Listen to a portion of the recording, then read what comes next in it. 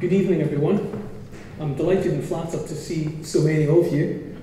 I'm vaguely horrified. Just talking backstage there about nervousness. And I think a lot of people, if you're used to seeing someone on television, I suppose you quite rightly make the assumption that the people like me are used to being watched.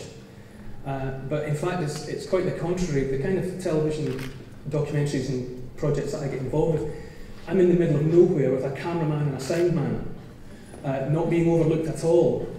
And the only time when I get confronted with the reality of what an audience actually looks like is when I'm talking about a book. And it's a couple of years since the last time I was involved in the unspeakable horror of public speaking. Because I had started out, as some of you may know, as an archaeologist. That was my first calling. And it was a subject that I was always passionate about, and it was always very dear to me. And one way and another, the path that my life and my career had taken meant that I drifted over a period of years further and further away, almost as far away from the world of archaeology and the world of ancient Britain as it's possible to get. And the fact that I was offered finally, after many years really, such a project as Ancient Britain meant that it was completing a circle for me. I often actually find it quite hard to put into words what it is that draws me to archaeology. In that lovely introduction that I had there, that I was greeted with there, you had mention of a hand axe, and I had a look at it in the dressing room upstairs. And I don't know if any of you have had the opportunity to handle a Paleolithic, an old Stone Age hand axe, but there's something about them that almost encapsulates within that beautiful teardrop form almost everything that archaeology means to me. It's almost like a metaphor in a way, or a symbol of what the subject has always meant to me. In that hand axe was made not by a modern Homo sapiens, not by a modern human being like you or I, but by, in all likelihood, another of the experiments that the planet has had with humankind. It would be made by an ancestor, a cousin of the modern human race. And there's something about when you pick up one of those objects, and they have a very comforting, reassuring weight to them. There's quite a heft. They're made of flint, so they're quite heavy, almost like something made of metal, but somehow better than metal. There's something about flint that has more of a story to tell in terms of the human story. And when you fit it into your hand, although it was made by a relative, a cousin of our species, it fits into your hand as though made for it. And it's true of whoever picks one up, whatever size your hand is. As soon as you put your hand on one of those hand axes, there's a connection with it that I think few people would be able to deny or to resist. And it's the fact that something that was made by not one of us, but someone like us, and yet it fits the hand perfectly, because hundreds of thousands of years ago, even in that deep time, human beings were thinking about and making things that fit perfectly. And it's almost like being handed an inheritance from the deep past. And also the other profound effect of handling such an ancient artifact as that hand axe is that it was, after all, thought about, designed and made by a human being. Not quite like us, but enough like us.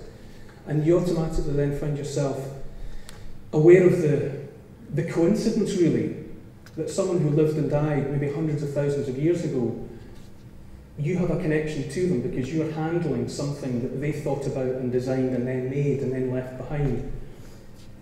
And that leads me into one of the other elements of what it is about archaeology that fascinates me, and it's why I'm drawn to the ancient past rather than more recent history that we're so familiar with. And it's that we are all the product of a remarkable sequence of coincidences, really. Every one of us in this room, our chance of existing is so slight when you consider all of the mishaps, accidents, diseases, fallings out, domestic squabbles that could have meant that we were not created. The unbroken line of coincidences that leads to us fascinates me, and it started for me really when I was very young, and I began asking questions about my own family. And I've spoken about this in the past in relation to other books. I've always had a very strong connection to the First World War through my grandfathers, both of whom survived the First World War. And my mum's dad survived Gallipoli. He was about 17 or 18 when he lied about his age and joined the Royal Marines. And one way or another he ended up in Gallipoli. And he was coming back into the camp one night with 2 other soldiers, and their own sentry was drunk and opened fire on them, and he killed instantly the 2 men that my mum's dad was with, and a bullet entered my grandfather's body through this arm, passed through his body and lodged in this arm. And so aged no more than maybe 18, he was invalided out and sent home. And he died young, he died in his early 50s of wounds really related to of complications related to those wounds. My dad's dad survived an incident on the Menin Road in the Western Front when a whiz-bang, a little German explosive, landed beside him. The impact on the road was enough to throw him into the ditch beside the road, but it didn't explode, and so he survived. And when my father explained both of those stories to me, I thought, you know, if that bomb had exploded, or if that bullet had taken a slightly different trajectory, I wouldn't exist. That's all it would have taken for me not to be here. And once I realised that only a couple of generations above me, there was a perfectly good reason for me not existing at all, and that everyone here in this room would be somewhere else tonight, certainly not listening to me, made me wonder about how many coincidences and who were the ancestors. And it goes way beyond the reach of, say, projects like Who Do You Think You Are, which is obviously, it's a wonderful programme, a wonderful project, but it's still within the realm of written documents and photographs and people with faces that we can see in old photographs, and people with names and occupations and addresses on the census documentation. I wanted to find out about the people who were mere shadows, the people right at the beginning, so that I was drawn to archaeology as a student, because it offered the possibility of starting to read the story of humankind and the small part that my family plays in that story from page 1, able to, as far back towards page 1 as I could get.